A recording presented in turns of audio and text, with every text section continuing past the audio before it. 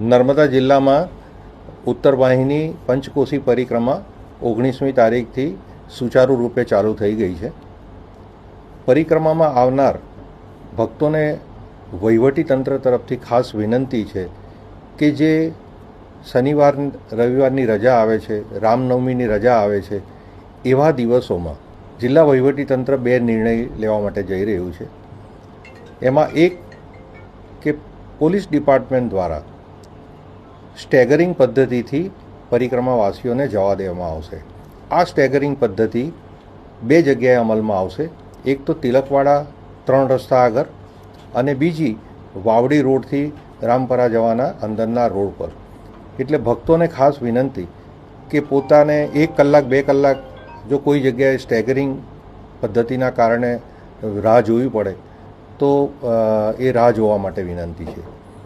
બીજી બાબત એ છે કે સામાન્ય રીતે શનિવારની રજાના દિવસે કે કોઈ ધાર્મિક તહેવારની રજાના આગલી રાત્રે આવતા હોય છે તો મારી ખાસ વિનંતી છે કે આપ સોમ, મંગળ, બુધ, ગુરુવારે આવો તો આપને ઉત્તમ કક્ષાની વ્યવસ્થા અમે પૂરી પાડી શકીશું.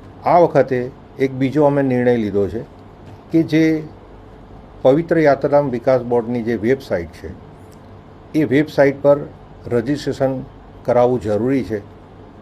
પરંતુ જે 2 દિવસ પહેલાં એક બાબત બની એ અંતર્ગત અમે એ નિર્ણય લેવા જઈ રહ્યા છે કે આવનારા 25 માર્ચથી લઈ અને 30 માર્ચ સુધી આ રજિસ્ટ્રેશન જેને કરાવ્યું હશે એને જ અંદર જવા દેવામાં આવશે. આ મેન્ડેટરી છે.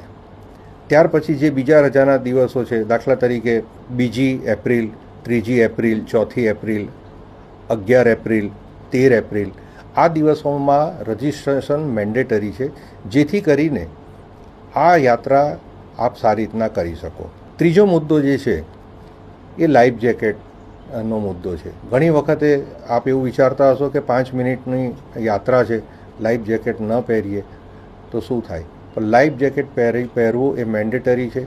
અને આવનારા દિવસોમાં અમે આ પેનલ્ટીની પણ જાહેરાત કરીશું કે જે લાઈફ જેકેટ ન પહેરે એને પેનલ્ટી કરવામાં આવશે. આપ સૌની આ પરિક્રમા સુચારુ રૂપે પાર પડે અને આપ ભક્તિમય, આનંદમય રીતે આ પરિક્રમા કરી શકો એ માટે જિલ્લા વહીવટી તંત્રને આપ સાથ સહકાર આપશો એવી આપ સૌ પાસેથી હું અપેક્ષા રાખું છું. આભાર.